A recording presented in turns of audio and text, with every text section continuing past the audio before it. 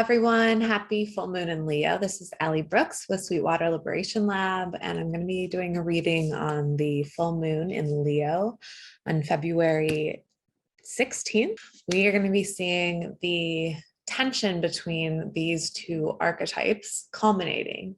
The archetype of Aquarius, the sun will be in Aquarius, and the moon will be in the opposite sign of Leo. So with all signs in astrology, there's an opposite sign that represents the polar opposite of that archetype.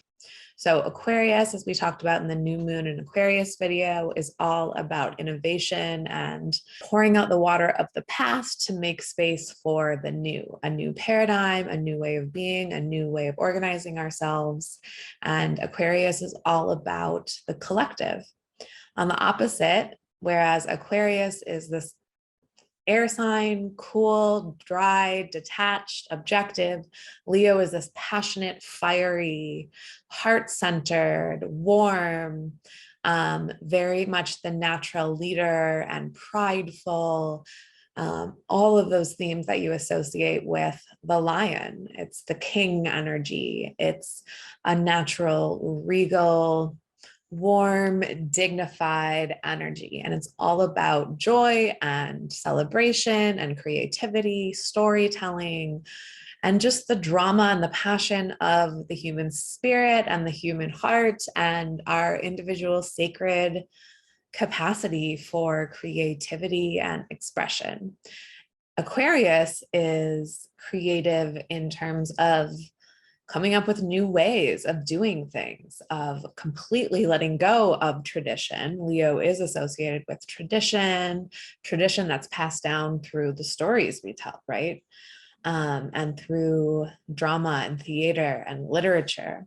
Aquarius is about upending tradition and completely throwing out the old. And so this tension is always about trying to find a balance, trying to find a third way that really honors both aspects and kind of this oscillation. Ideally, we have a balance between both of these different, important, sacred, necessary elements and perspectives and approaches. And so this is a time of leadership accountability. We're seeing this a lot in the world.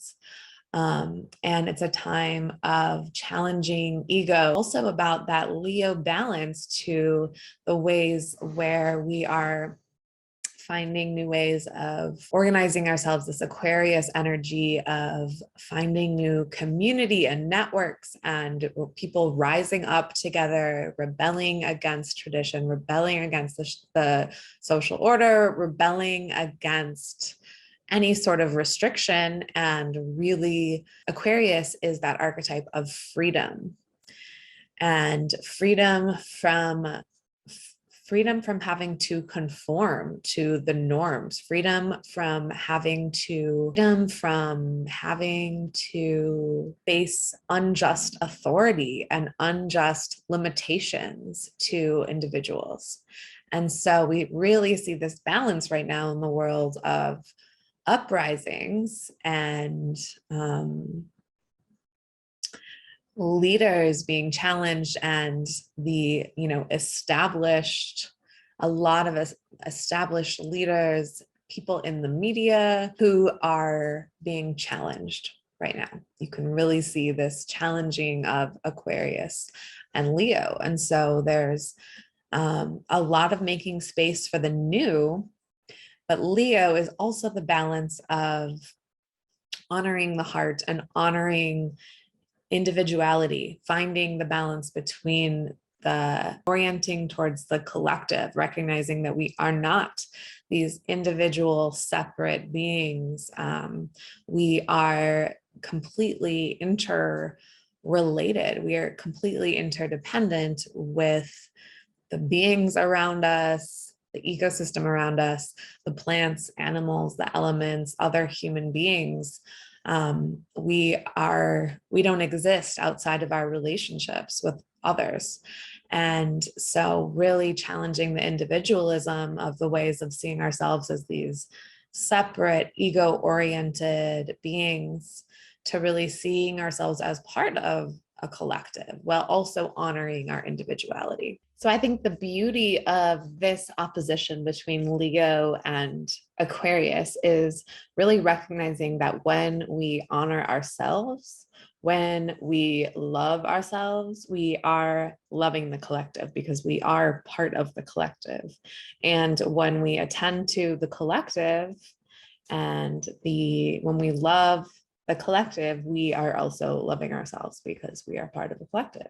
Again, this creative new way of thinking about ourselves in relationship to the communities that we belong to. For this new moon, there's also going to be there's still a lot of earth energy. There's the North Node in Taurus, which is all about us moving towards honoring the abundance of the earth, honoring our bodies as part of the earth. Taurus is an earth sign that is deeply connected to abundance.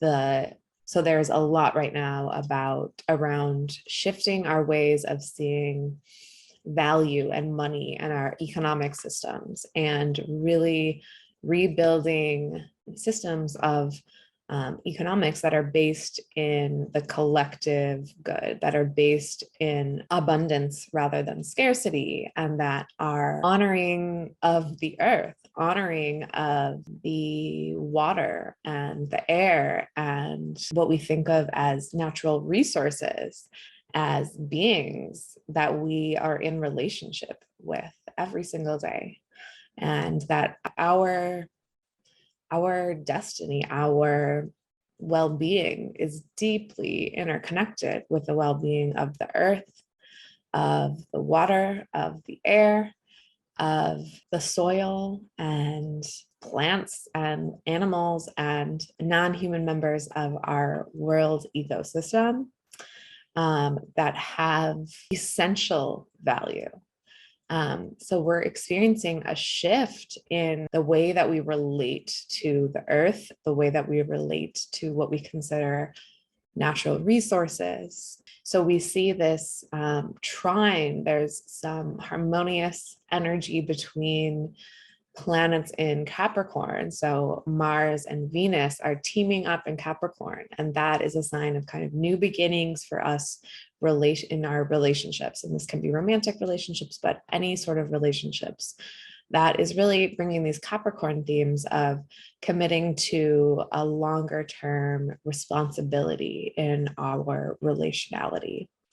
And so Capricorn is this long-term planning, very much oriented towards responsibilities. What are our responsibilities to our relationships? What does it look like to be responsible to ourselves and responsible to our relationships and responsible to the collective at large? What does that actually mean for us? Does that mean different things for different people? Are there different ways that we see that?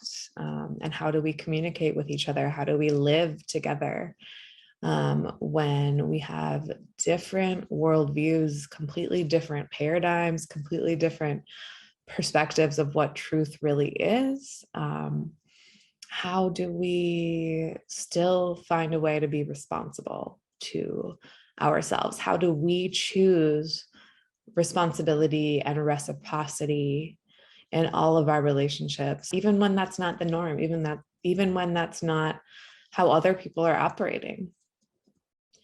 I think there's something about a commitment to a new way of being. Aquarius themes, again, this new earth.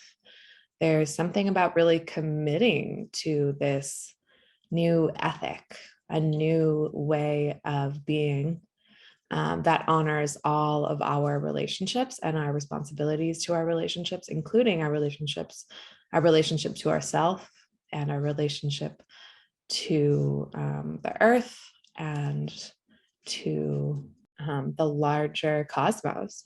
We still have Mercury conjunct Pluto. Mercury is now in Aquarius, but it is conjunct Pluto still, which is really bringing that intensity.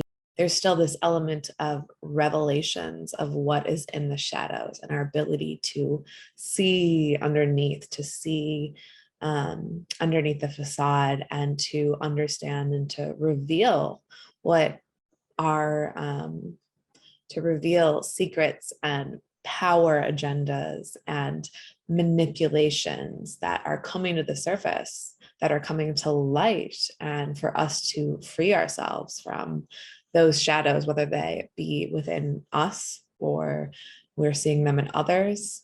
We're still working with that Mercury retrograde, conjuncting Pluto, and the shadow work that's been happening around, again, communicating responsibility around things that have been kept in the shadows, things that have happened, ways that we have behaved, situations that occurred that involve some sort of power or control, themes of manipulation and deceit.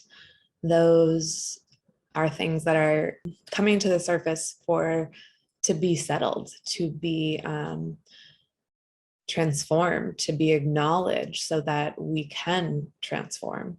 So that is something that's continuing to come to light for this full moon. Thank you so much for watching. We will see you next time for the new moon in Pisces. Follow us on Instagram and Patreon to keep up with this and other offerings.